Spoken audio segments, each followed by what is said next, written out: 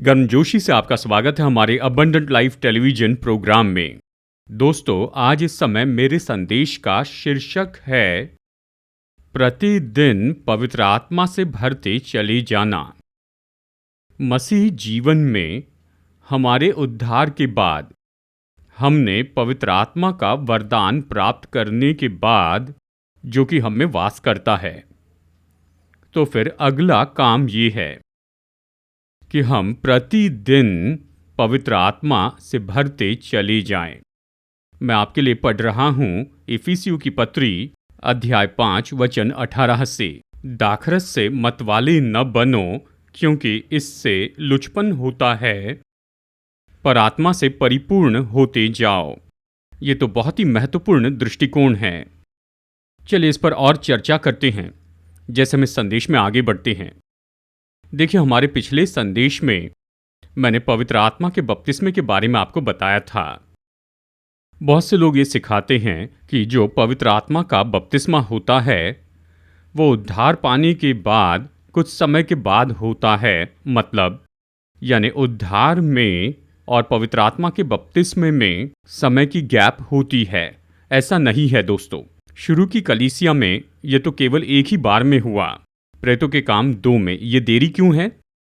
क्योंकि उस संदेश में मैंने आपको बहुत स्पष्ट बताया था इसमें समय की गैप होनी चाहिए, क्योंकि शुरू के जो चेले थे और जो लोग ऊपरी कोठरी में थे वो तो उद्धार पाए हुए थे सुसमाचार से, लेकिन पवित्र आत्मा का बपतिस्मा तो प्रेरितों के काम अध्याय 2 में आया है। ये देरी क्यों है? क्योंकि पवित्र आत्मा नहीं दिया जा सकता था जब तक यीशु मसीह अपने पुनरुत्थान के द्वारा महिमामय न हो जाए। तो एक बार जब प्रभु यीशु मसीह का पुनरुत्थान हो गया, तब वो सही समय था पवित्र आत्मा के वरदान के लिए और पवित्र आत्मा के बपतिस्मे के लिए।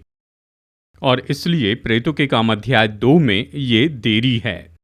लेकिन उसके बाद, जैसे मैंने आपको पिछले संदेश में बताया था, जिन्होंने उद्धार पाया, चाहे वो यहूदी थे या कोई भी थे, उद्धार, पवित्र आत्मा का वरदान और पवित्र आत्मा की आग, जो कि वो सामर्थ, वो बपतिस्मा, तो एक ही समय में होता है। जो ये सिखाते हैं कि उद्धार के बाद में आपको पवित्र आत्मा का वरदान प्राप्त करना है कुछ समय के बाद, ये पूरी तरह से गलत है। दूसरी बात, वो ये भी सिखाते हैं कि जो अन्य भाषा में नहीं बोलता है उनमें पवित्र आत्मा नहीं होता है। मैं सोचता हूं इससे भी बड़ा अहंकारी वाक्य और कुछ नहीं हो सकता। अन्य भाषा में बोलना ये तो पवित्र आत्मा का एक वरदान है, और इसके साथ दूसरे वरदान भी हैं। जब दूसरे वरदान ऐसे प्रकट किए जाते हैं, क्या इसका मतलब ये नहीं कि उनमें पवित्र आत्मा है? क्या केवल अन्य भाषा में बोलना ही इसे दर्शाता है कि पवित्र आत्मा की उपस्थिति है? नहीं, ऐसा नहीं है। देखिए, प्रचार का वरदान है, शिक्षा देने का वरदान है, चंगाई के वरदान है, विश्वास का वरदान, ये सब चर्च में प्रकट किए जाते हैं। मतलब हर एक चर्च में हर एक व्यक्ति जो यीशु मसीह के द्वारा उद्धार पाया है और उसने बपतिस्मा लिया है, उन्हें पहले ही पवित्र आत्मा का वरदान दे दिया गया है और पवित्र आत्मा का बपतिस्मा भी दिया है। कोई ये न कहे कि जब तक अन्य भाषा में न बोले आप में पवित्र आत्मा नहीं है। बड़े महान प्रचारक जैसे कि Billy Graham, D.L. Moody, Charles Spurgeon, Jonathan Edwards, वो अन्य भाषा में कभी नहीं बोले, लेकिन इतिहास में वो बहुत ही सामर्थी प्रचारक थे। उनके प्रचार के द्वारा हजारों लोगों ने अपने जीवन में उद्धार पाया।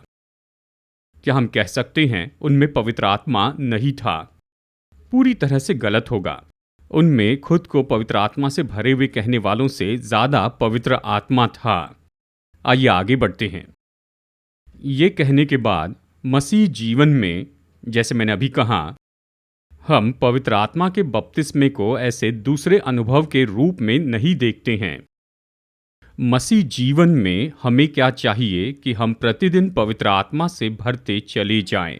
तो सबसे पहले आइए इसे समझने की कोशिश करते हैं कि पेंटिकॉस्ट के दिन पवित्र आत्मा क्यों दिया गया था। अब पेंटिकॉस्ट तो पुराने नियम से संबंधित है। ये बहुत ही अच्छा पर्व है और इसे ये भी कहते हैं 7 सप्ताहों का पर्व। और 50वां दिन तो पेंटिकॉस्ट का दिन था।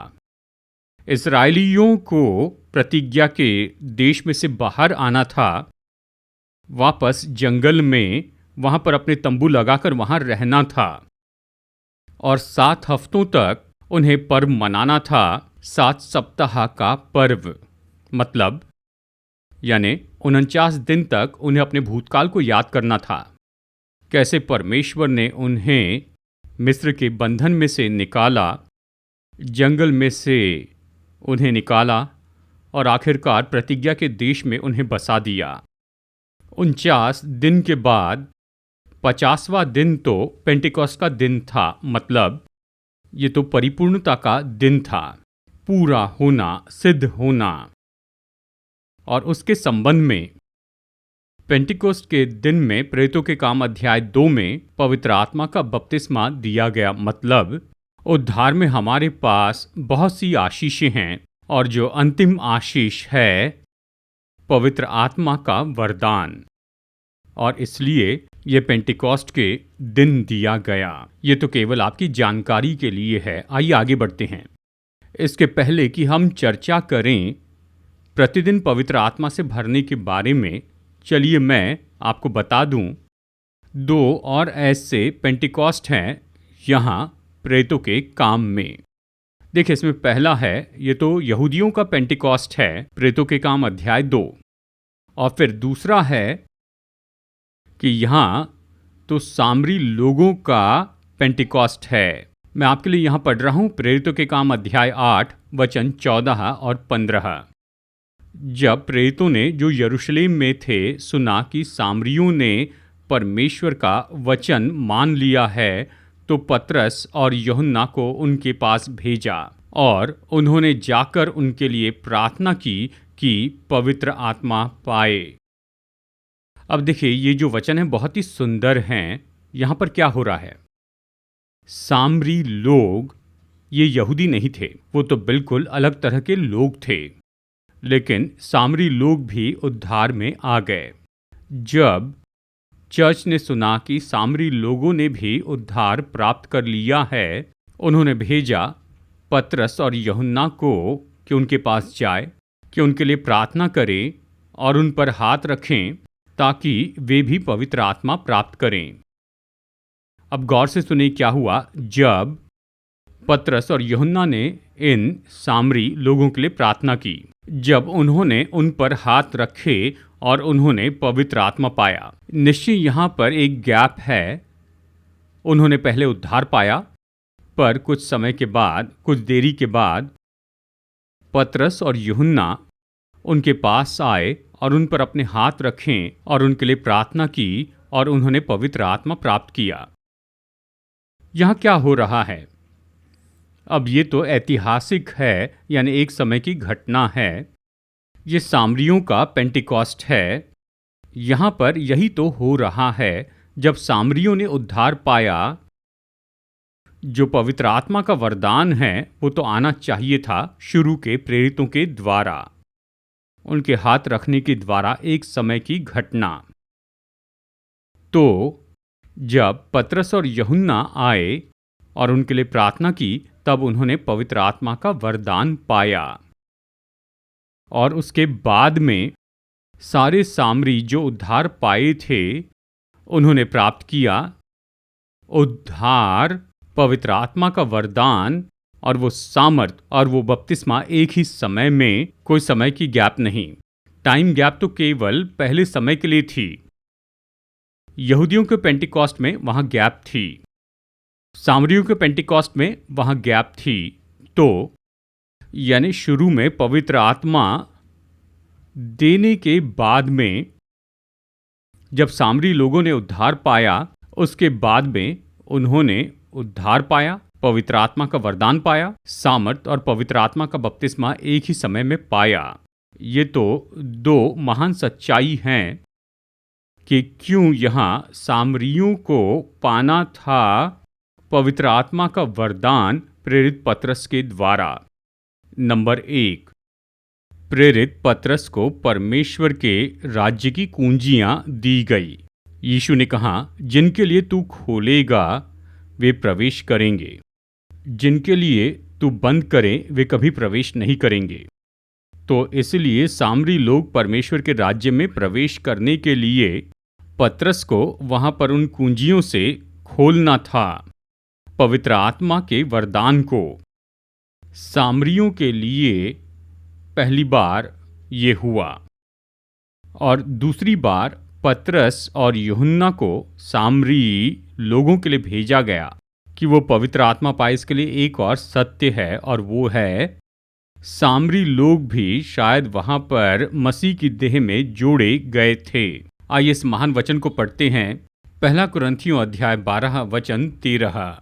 क्योंकि हम सब ने, क्या यहूदी हो, क्या यूनानी, क्या दास, क्या स्वतंत्र, एक ही आत्मा के द्वारा एक देह होने के लिए बपतिस्मा लिया, और हम सबको एक ही आत्मा पिलाया गया। ये तो महान बात है ना? तो देखिए, ये जो पवित्र आत्मा का बपतिस्मा है, इस वचन के अनुसार ये सामरी लोग जो कि यहूदियों से अलग थे, उन्होंने उद्धार पाया, उन्होंने पवित्र आत्मा का वरदान पाया पतरस और यूहन्ना के द्वारा। क्यों? क्योंकि इस पवित्र आत्मा के बपतिस्मे के द्वारा, पवित्र आत्मा के इस वरदान के द्वारा वे मसीह की देह में आ गए, जो कि संसार के वो सभी लोग जो मसीह यीशु में उद्धार पाए हुए हैं। यहूदी, सामरी। तो ये है सामरी लोगों का पेंटिकॉस्ट। तो चलिए चर्चा करते हैं तीसरे पेंटिकॉस्ट के बारे में, जो प्रेरितों के काम की किताब में हुआ, और वो है अन्य जातियों का पेंटिकॉस्ट। और इस घटना के बारे में प्रेरितों के काम अध्याय 10 में बताया गया है, वचन 24 से वचन 44 तक। मैं आपके लिए पढ़ रहा हूं वचन 44। पतरस ये बातें कह ही रहा था कि पवित्र आत्मा वचन के सब सुनने वालों पर उतर आया। ये तो अन्य जातियों का पेंटिकॉस्ट है। कर्नेलियुस तो एक अन्य जाति था, पर वो एक धर्मी व्यक्ति था। पतरस से यीशु ने कहा, पतरस, कर्नेलियुस के घर जाओ, उसे उद्धार के बारे में बताओ और उसे विश्वास में लेकर आओ, और उसमें भी पवित्र आत्मा का वरदान तुम उंडेल दो। खैर, पतरस वहां जाता है और वो कर्नेलियुस को सुसमाचार प्रचार करता है, जैसे कि वचन दिया गया। जैसे पतरस सुसमाचार प्रचार कर रहा था, वो उद्धार जो यीशु मसीह में है, कर्नेलियुस ने इसे पूरी तरह समझ लिया। वो उद्धार की योजना को वहां पर समझने लगा। जैसे पतरस वहां सुसमाचार प्रचार कर रहा था, वो सुसमाचार को स्वीकार कर रहा था, वो सुसमाचार पर विश्वास कर रहा था, और जैसे उसने सुसमाचार पर विश्वास किया तो तुरंत ही उसने उद्धार पाया। कैसे कर्नेलियुस ने उद्धार पाया? जिस पल उसने उद्धार पाया, उसने पवित्र आत्मा का वरदान प्राप्त किया, और साथ ही उसने प्राप्त किया सामर्थ और आग और पवित्र आत्मा का बपतिस्मा। ये जो तीनों हैं, ये एक ही समय में हो गए। जब अन्य जातियों के पेंटिकॉस्ट की बात आती है, इसमें देरी नहीं होती है, कोई समय की गैप नहीं होती है। उद्धार में और पवित्र आत्मा के वरदानों में ये तीनों जो है वो एक ही समय में हो जाते हैं। अब बात तो ये है, हम तो यहूदी नहीं हैं और ना ही हम लोग सामरी हैं, हम सब तो अन्य जाति हैं। जब अन्य जाति उद्धार पाता है, यानी हम सब लोग, यानी जिस पल हम अपने पापों से पश्चाताप करते हैं, यीशु के सामने अंगीकार करते हैं, उससे क्षमा मांगते हैं, उससे अपना उद्धारकर्ता प्रभु के रूप में स्वीकार करते हैं, तो बिल्कुल अगले पल में क्या होता है, हम उद्धार पाते हैं, हम पवित्र आत्मा के वरदान पाते हैं और उसी समय हम सामर्थ पाते हैं, वो बपतिस्मा। अब बात तो यही है दोस्तों, जब कोई हमसे कहता है उद्धार के बाद में आपको प्राप्त करना है, यानी पवित्र आत्मा का बपतिस्मा और वरदान कुछ समय के बाद पाना है, तो उनसे कहिए कि वे गलत हैं। उन्हें बताइए अन्य जातियों के पेंटेकोस्ट के बारे में प्रेरित अध्याय 10 में, क्योंकि जो लोग उद्धार पाए हैं वो तो अन्य जाति से हैं, और ये जिसके बारे में कह रहे हैं मतलब हम भी अन्य जाति से हैं। सभी अन्य जाति जिन्होंने उद्धार पाया, तो हमारे लिए समय की गैप नहीं। उद्धार और पवित्र आत्मा का वरदान और पवित्र आत्मा की सामर्थ, ये सब एक ही समय में होते हैं। कोई भी आपको ऐसे ही न भरमाए ये कहते हुए कि आप में पवित्र आत्मा नहीं है। आपके उद्धार पाने के बाद भी वे गलत हैं, क्योंकि वो इस बात को नहीं समझते हैं। कोई फर्क नहीं पड़ता आप चाहे किसी भी चर्च के हो, Baptist, CSI, CNI, Mennonite, Methodist, Lutheran, किसी भी पारंपरिक चर्च के आप सदस्य होंगे।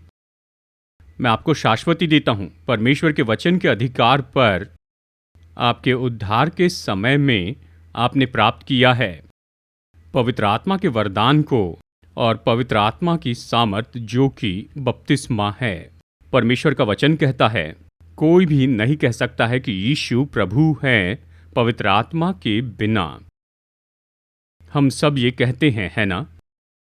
मेरी पृष्ठभूमि बैप्टिस्ट की है, मैं अन्य भाषा नहीं बोलता, पर मुझ में पवित्र आत्मा की सामर्थ है, प्रचार करने का वरदान है। चलिए आगे बढ़ते हैं। उद्धार पाने के बाद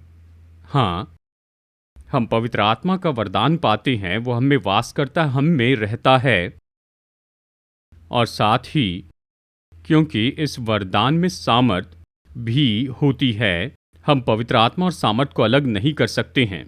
वो एक पैकेज है। जहाँ भी पवित्र आत्मा होता है वहाँ पर सामर्थ होती है।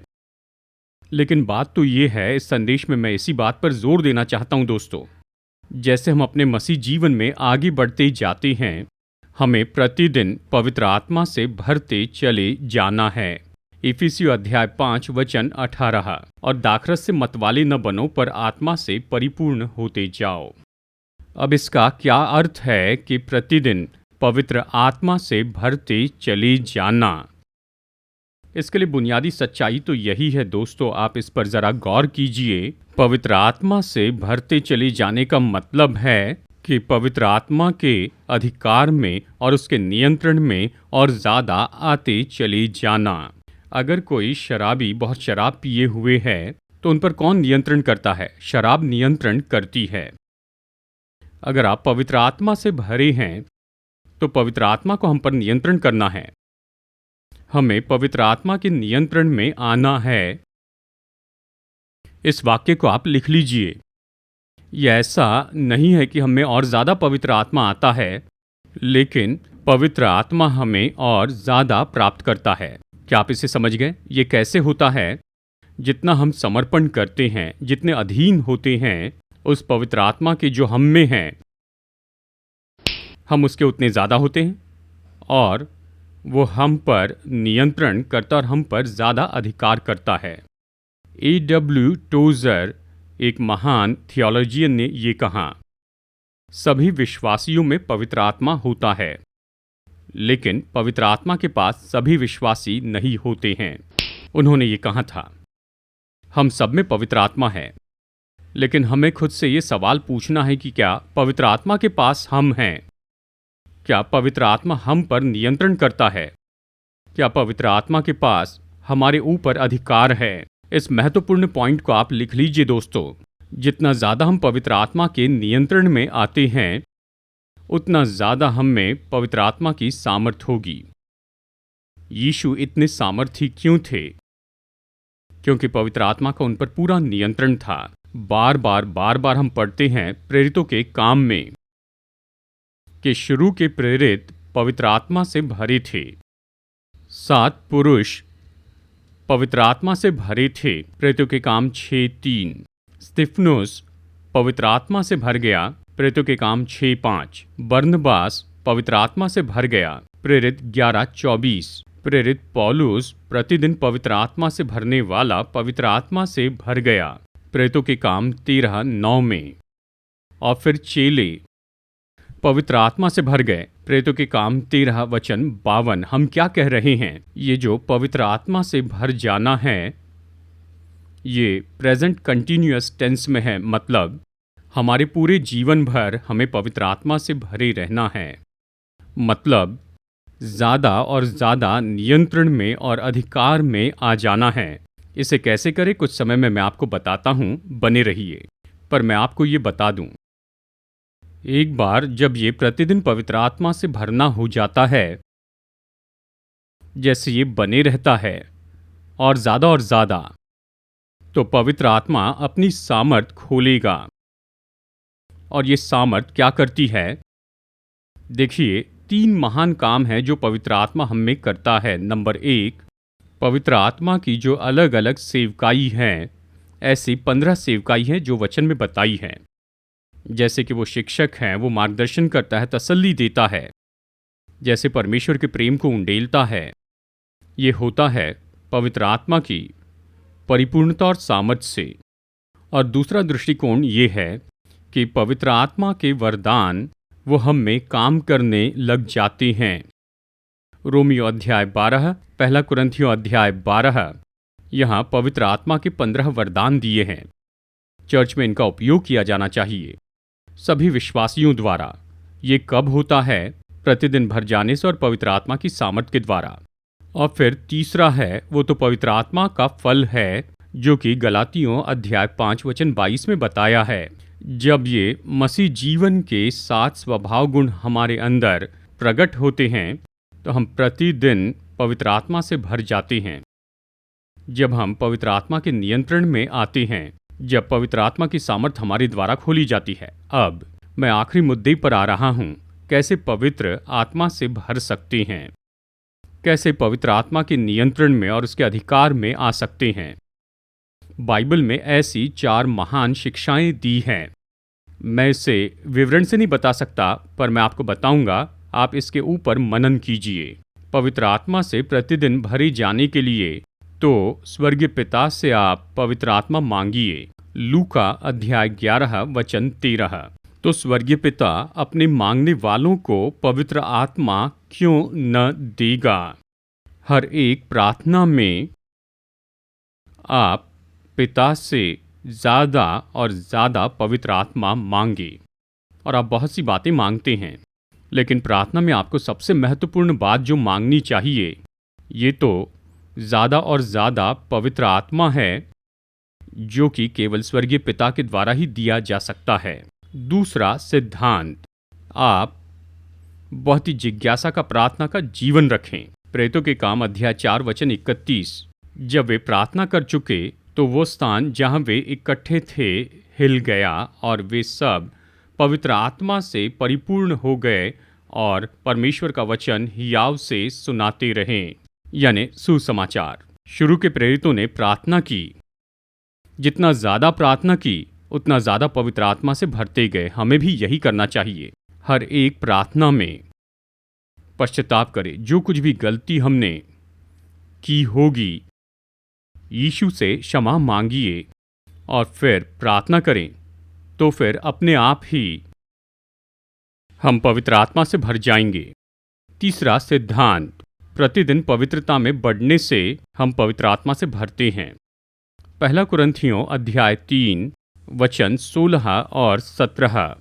क्या तुम नहीं जानते कि तुम परमेश्वर का मंदिर हो और परमेश्वर का आत्मा तुम में वास करता है? यदि कोई परमेश्वर के मंदिर को नाश करेगा तो परमेश्वर उसे नाश करेगा, क्योंकि परमेश्वर का मंदिर पवित्र है और वो तुम हो। हम पवित्र आत्मा के मंदिर है, हमारी देह है। जितना ज़्यादा हम पवित्रता में बढ़ते जाएंगे, उतना ज़्यादा पवित्र आत्मा से भरते चले जाना होगा।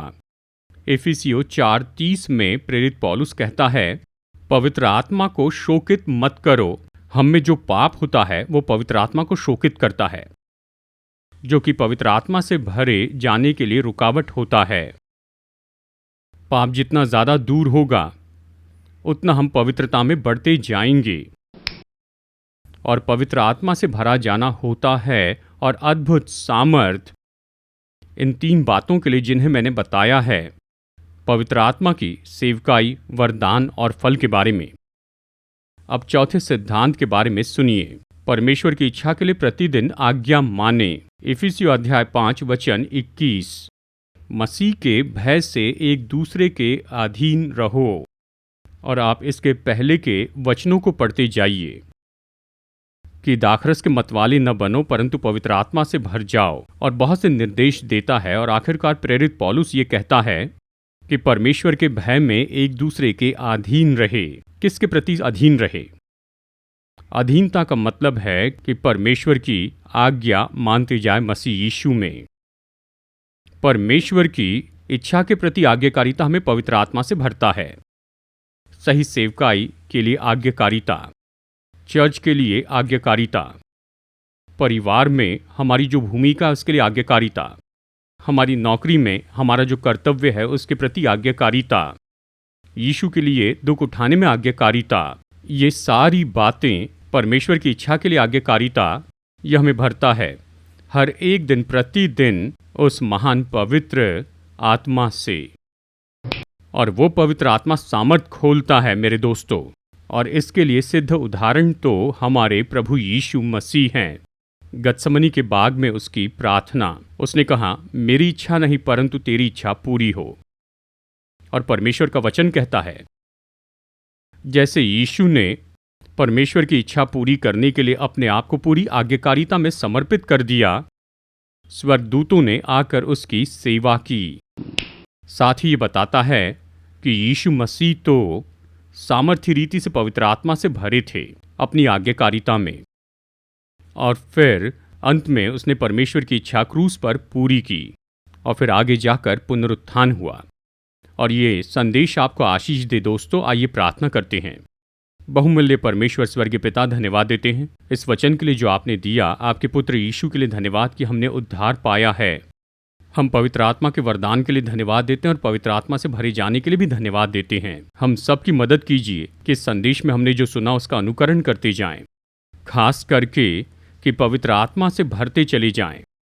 ये 4 सिद्धांत प्रभु जी जो आपने हमें दिए हैं कि स्वर्गीय पिता से मांगे। हाँ स्वर्गीय पिता, हम निश्चय ही आपसे मांगते हैं कि हमें पवित्र आत्मा से भर दीजिए और हमें बहुत ही सामर्थ्य ऐसा प्रार्थना का जीवन दीजिए पवित्र आत्मा से भरे जाने के लिए।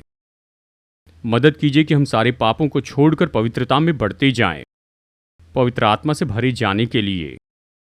मदद कीजिए कि हम आपके लिए आज्ञाकारी रहें यीशु, और परमेश्वर की इच्छा के लिए कि पवित्र आत्मा से भरते चले जाएं। प्रभु इन सबको भरिए जिन्होंने ये संदेश सुना। इन सिद्धांतों के द्वारा इन्हें पवित्र आत्मा से भर दीजिए। इनके परिवार को, इनके बच्चों को आशीष दीजिए। इन्हें आशीष दीजिए, छुटकारा दीजिए, इनकी प्रार्थना सुनिए, समस्याएं हल कीजिए और आत्मा, प्राण और शरीर में इन्हें आशीष दीजिए, क्योंकि हमारे उद्धारकर्ता और प्रभु यीशु के सामर्थी नाम में प्रार्थना मांगते हैं, आमीन। मैं भरोसा करता हूं कि जो संदेश मैंने आपको बताया वो आपके लिए आशीष है। इस टीवी सेवकाई में बहुत सा खर्चा जुड़ा है। अगर पवित्र आत्मा आपकी अगुवाई करता है कि हमें योगदान दें, तो स्क्रीन पर दिए हुए इस QR कोड को नोट कीजिए, इसकी तस्वीर लीजिए और आप अपने डोनेशन ऑनलाइन भेज सकते हैं। साथ ही नोट कीजिए ऑनलाइन बैंक डिटेल्स जो स्क्रीन पर दिए गए हैं। आप अपनी भेंट राशि इसके द्वारा भी भेज सकते हैं। आप में से कुछ लोग पुराने तरीके का उपयोग करना चाहते हैं तो आप मनी ऑर्डर से भेज सकते हैं। कृपया हमारा एड्रेस नोट कीजिए, abundant life 153 3RT Vijayanagar colony, Hyderabad 50057, Telangana, India. तो आइए बेनेडिक्शन के लिए सिर झुकाते हैं। अब हमारे प्रभु यीशु मसीह का अनुग्रह, परमेश्वर का प्रेम और पवित्र आत्मा की संगति आपके साथ बनी रहे, आपके परिवार के साथ, आप जो करते हैं आपके कामों में अब से लेकर सदा तक बनी रहे, आमीन।